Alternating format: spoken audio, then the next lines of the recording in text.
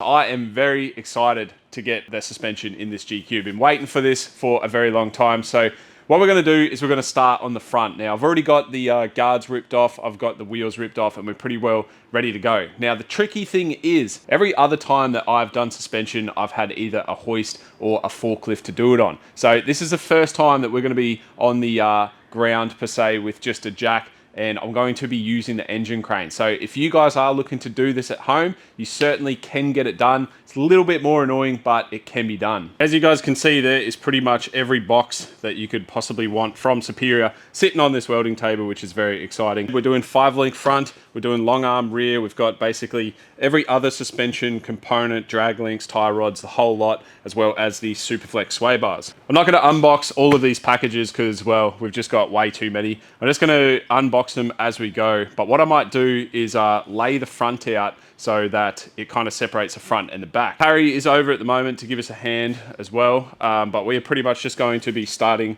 on the front. You can see I've got the diff sitting on some jack stands there, all the fenders ripped off, and I mean, the best thing about doing it on this GQ is we've got no engine in it at the moment, so it's nice and light up front, and also it's nice and open, which is going to be really nice to do. It would kind of be a little bit more difficult if I was going like a 6-inch lift or something like that to get a coil in on the shed floor like this, but because I'm only going a 2-inch lift on this, we're staying nice and low and super wide with the offset wheels that we've got. It shouldn't be too hard to get the coils in, but hopefully we can manage it.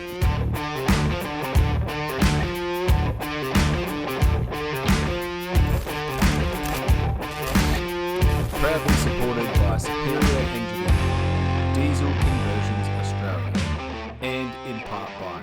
Up front, we've got the steering dampener, panhard, or the tie rod drag link, remote reservoir shocks. These are the 2.0s in a, I believe the front is a 4-inch and the rears are going to be a 5-inch. Over here, we've got some black 2-inch coils. Now, these are just standard coils. I didn't really want the flexi ones. And back here, this is the super exciting part. Man, these are freaking heavy, eh? I've never actually gone a 5-link before, so we've got to figure out how to do it. But yeah, very excited to get these in as well. We'll talk about them a bit more later. And then these are the drop box to suit those arms. We've also got things like brake lines and miscellaneous stuff sitting over there, like bump stop extensions and whatnot. Now, the thing that is going to determine how fast we get this done is whether or not these bolts are rusted and seized in. Obviously, suspension bolts are always nice and tight. So we're going to go ahead and make a start on the suspension here, and hopefully all these bolts and nuts come off.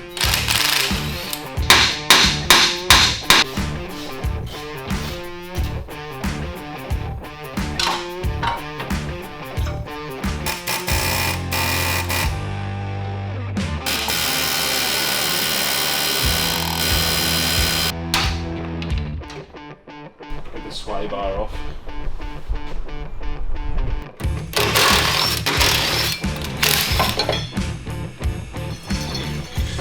All right, where we're at is all these steering arms are off, so the panhard and all that. We've got the crane set up on this cross support here. Now that is going to allow us to lift the car off the diff. The only thing holding it on at the moment is the shock and the radius arms. So we're going to go ahead and unbolt the shocks. That'll allow us to lift basically the car body off the diff so we can get into everything. It is definitely a little bit sketchy. Yeah, it's sketchy being under there when something so heavy is lifted up. I don't recommend doing this at home, but it can be done if you need to do it, which we do need to do it. Now, I've been using this air hammer thing that Harry bought, and some of those ball joints I actually couldn't get off even with my big hammer, but this thing just ripped them off, so definitely recommend getting one of those. But yeah, that's pretty much it. We're just going to move on to the 5-link, get everything, the rest of it unbolted, and then 5-link it. Happy days. So you guys might remember I drilled a hole in the coil tower here so I can whiz these out and also put the new ones in.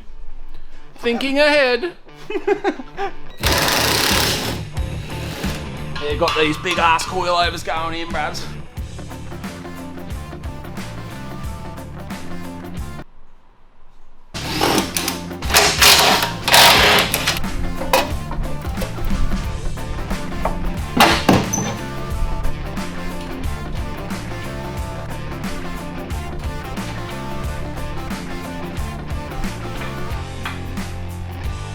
One coil.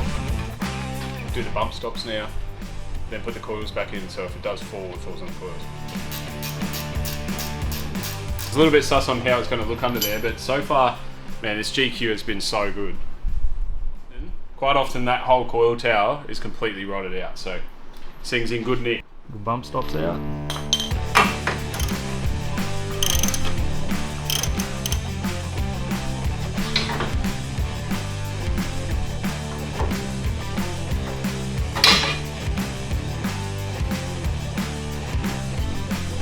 Boing.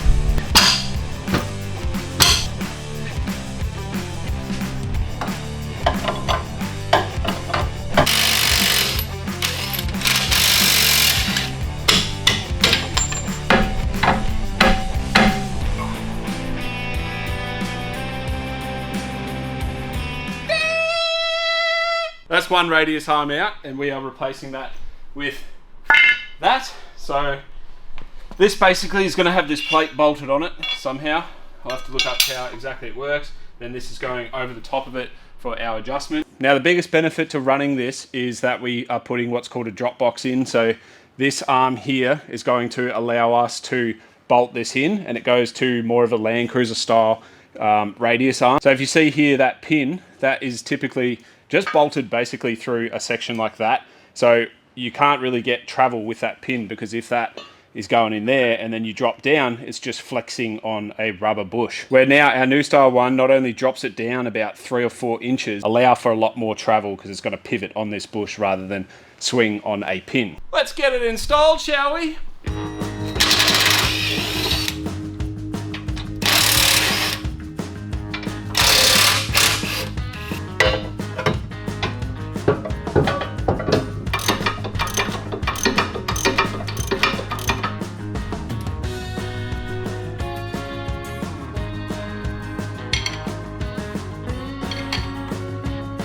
Diesel, what are you doing up there? Did you know that it's now time for today's video sponsor? And do you know who that is, mate?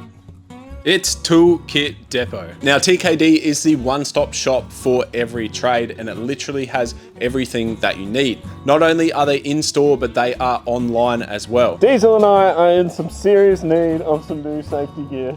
Look, Diesel doesn't even like these glasses. We need to see TKD online now. Toolkit Depot's online store is packed full of tools for every single trade, and you can see here that the prices are extremely good. Now, also on the website, you can sign up for the TKD Club and receive special discounted pricing and early sales alerts. Better yet, if you have an ABN, then sign up for the TKD trade card and you will receive trade pricing and free local delivery. There's a heap of other benefits, so I definitely recommend checking that one out. Right, Diesel, I've ordered you some new safety gear, mate, so you'll be right for the next few episodes.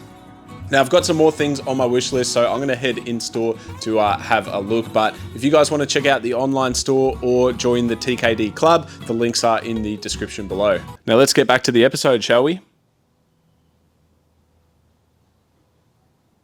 So the 5-link kit is done. I've pretty much got everything just buttoned up. Nothing is like super tight or torqued to spec yet. You're better off doing that when the weight is on the car. But 5-link kit is done. Super cool because this arm here allows us to rotate the diff back and forth and get the pinion angle right, get the caster right. It's a really, really cool bit of kit, so super happy with that. This steering arm here actually has Heim joints as well, which I'm pumped about. Never seen those before. That must be new from Superior. All stainless sort of billet cut Heim joints, which is awesome. So that's on. I've also got the steering arm back here. Still got the steering dampener to put in. Still got obviously the shocks and these extended coil towers because I'm raising the coil tower. I think these are 50 mil extensions, so that's going to allow us to put a much longer shock in because this is only a 2-inch lift kit, but we are putting a 4-inch shock and a 5-inch shock in the back. 4-inch in the front, 5-inch in the back. So I'm pretty much ready to just continue on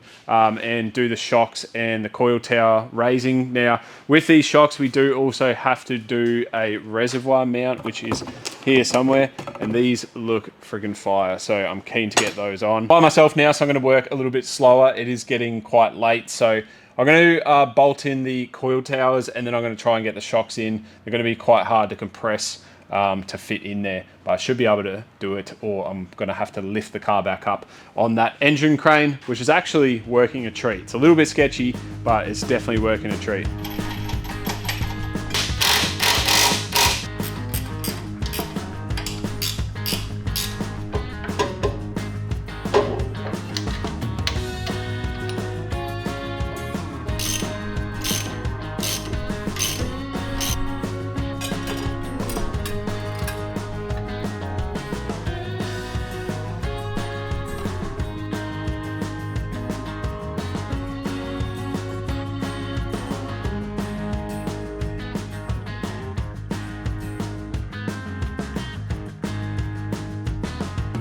Now this is starting to look really, really cool down here. The remote res on that bracket looks absolutely awesome. The shock's in, we've got all the steering arms in, the 5 links done. The only thing that we haven't done is the steering dampener. We've even gone ahead and put the extended brake line in right there up to the chassis. If you're going to buy suspension and you're thinking about remote res or non-remote res, I've ran both the nitros and the remote res, and I definitely recommend going this route. The adjustability turns this from like a really soft ride to a really hard ride, and quite often on the fly I'm changing this out on the tracks, which is really cool. The front end is pretty much buttoned up, but I want to go through how I fit these steering dampeners. Now, steering dampener is one of those things that a lot of people do upgrade, so I want to run through how I fit one of these, especially one of these superior ones. But the first thing that we need to do is get some measurements. First measurement is going to be a completely closed length. What you want to do is close it, grab a Nico, and then just mark just slightly where the closed length is. Now we want to take a measurement from the mark that I've just made right up into this shoulder here. We've got about 193. So the next step is highly recommended. Hey Siri, what's half of 193? You're an idiot. 96.5. So we need to mark the halfway point, and then when we mount this up, because our steering wheel is straight, we can press this until the halfway point, mount it between the panhard and the drag link, and we are pretty much done. Now in these kits, you get these brackets that mount onto the panhard and the drag link, and you also get a set of bushes for each side. Now the way that these correctly go, there is a bush with a shoulder on it, so you can see that that actually seats in there. So don't get that wrong, because this style washer here goes on the other side, and then you repeat the steps with the one with the shoulder on this side, and you're basically creating a little bushing for your shock to mount in. Now one of these brackets gets mounted quite high up on your drag link, and the other one goes to the panhard over the back here, and your steering dampener is going to kind of sit like that. And I'm going to put a little bit of a tilt on it so it's kind of facing the panhard, and you can zap her up.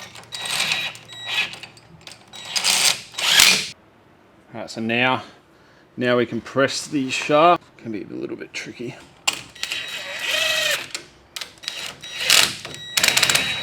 I just backed these brackets off here and then rotated everything until that shaft was perfectly straight with the other shaft. You don't want these end pins that go through here binding up in any way. So we've got it nice and parallel with the drag link there, and I'm very happy with that. Now, minus the sway bar, we are completely done with the front end. I do have the Superflex sway bars to go in, but I'm not going to be putting the front one in until I am basically finished with doing the exhaust and whatnot, because it does seem to get in the way of all my builds. I'm going to go ahead and get this jacked up and put the wheels back on. That way we can put it on the ground and torque everything to spec. Wheels are on, and that looks friggin' awesome, but I think we may as well go ahead and whack the fenders and possibly the grille in as well. Right, that's the guards pretty much on, and the grille's just zip tied on for now. But God, that sits almost perfect. Got to remember we don't have a motor in. It's over there on the stand, but once we put that in, it's going to weigh this down a little bit. And suspension does sag over time as well. Typically about 1/2 inch to 1 inch you'll lose off your ride height. I've always sort of recommended that if you want a 2-inch lift, then to go a 3-inch lift, and then it'll eventually sag down to 2. That math may be a little bit wrong, so don't live by that. But it typically, yeah, it does. I am going to have to get a wheel alignment though, so most of the steering arms and stuff I'm just going to leave relatively loose, just so the guys can go ahead and do a full wheel alignment, which I most likely will take this to Superior to get it aligned. I don't think you'll have much luck going to a standard tyre shop for suspension like this, so be definitely going down to Superior for that. Now it's time to do the rear of the GQ here, and as we did with the front, everything is laid out on the ground. I just feel like this is the best way to do it. We can see what we're got going on. We've got the 12-inch travel rear shock, so these are a 5-inch shock with a 2-inch coil as well. We've got the long arm rear. Now the long arm rear is the thing that I am most excited about. So I want this car to be super capable, a lot more capable than the GU anyway. And those long arms are really going to help with doing that. And I'll explain how they work later on. We've also got coil retainers and dropout cones to hold these coils in place, because we're going to have so much flex that these are going to want to go walkabout. We've also got an adjustable panhard, the mounts that we're going to have to weld on for the long arms, upper control arms. So there's definitely not as much to do as the front, but because of those arms, it is going to take a while. We do need to cut the mount off of here. So that is the trailing arm going back there. So I need to cut that mount off and move it 300 mil up on the chassis. So a lot of cutting, a lot of welding, and being a wagon, it's really hard to get in there. I have gone to Bunnings and bought some thick metal Sawzall blades because I'm definitely not going to get a grinder in there. And even if I did, might be kind of dangerous cutting under there.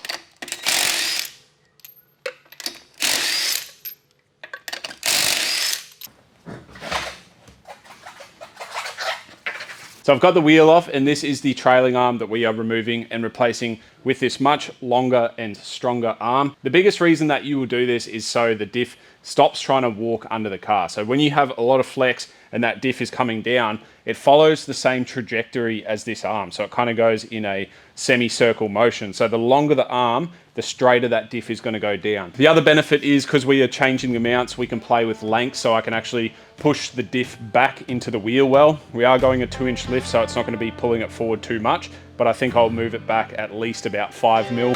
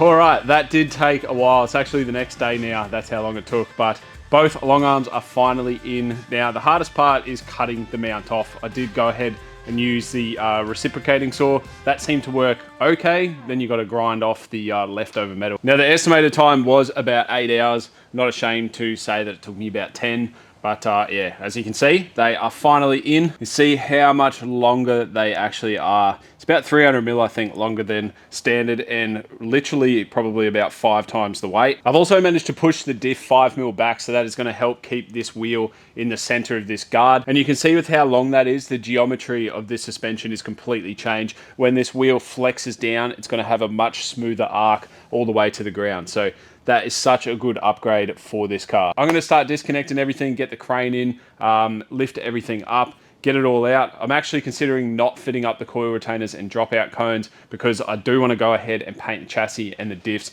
but I will be waiting until I can drive the car into work and use the hoist because I'm not painting on the ground. But there's actually not too much more to get fitted up, so I'm going to start powering through this and hopefully get it all in the car. I really want to get this thing out and get it flexed up if I can. So yeah, I'm going to hustle, get all that fitted up, and then we can have a look at the end.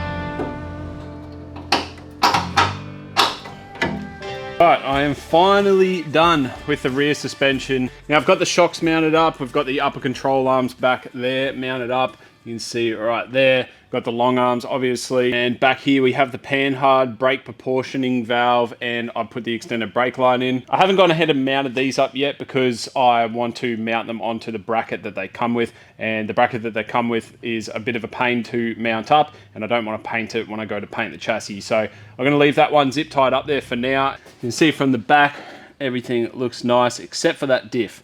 Can't wait to paint that diff. It looks so much better. Now, there's two really good things about Superior, is the full adjustability with everything. We've fitted up the long arms. I've gone plus 5mm back, which gives us a better clearance right here. Also adjust the pinion angle now. We can adjust the panhard rod to move the diff across. We can adjust pretty much everything that there is to adjust on a patrol. Can't really just lift your car inches and not change these arms and adjust it, because it will just throw the geometry of everything completely out. So that's the reason that you go fully adjustable suspension like we have. On these shocks, you can adjust the rebound with this remote res here, and you can see it is on number 1 now. It's super spongy, which is cool, and you can go up to 8, which means it's going to be really hard. The other benefit with going Superior is that they are fully engineerable with most of their kits. You can actually go a 4-inch lift on 35s now if you use their kit and get it engineered, which means it'll be legal. I think it's everywhere, but I 100% know it's Queensland, and that is really, really cool. It's actually the first time I've stood back here and looked at the ride height, but I think 2 inches of lift was perfect for this build. Get a look at those arms too. The 5-link and the long arm rear. Holy crap, what a combo. This thing looks so friggin' nice now. Even though it feels like this build is taking forever, I feel like it's coming along pretty quickly, because we're now twin locked, 5-link front, long arm rear, full Superior, adjustable everything. We're painted up and we're ready to think about putting the motor back in this car. But I think we should try and get this out of the shed and get it flexed up and see what this suspension looks like. It's going to be sketchy, I know. You don't need to comment it down below. But yeah, let's go get this thing flexed up.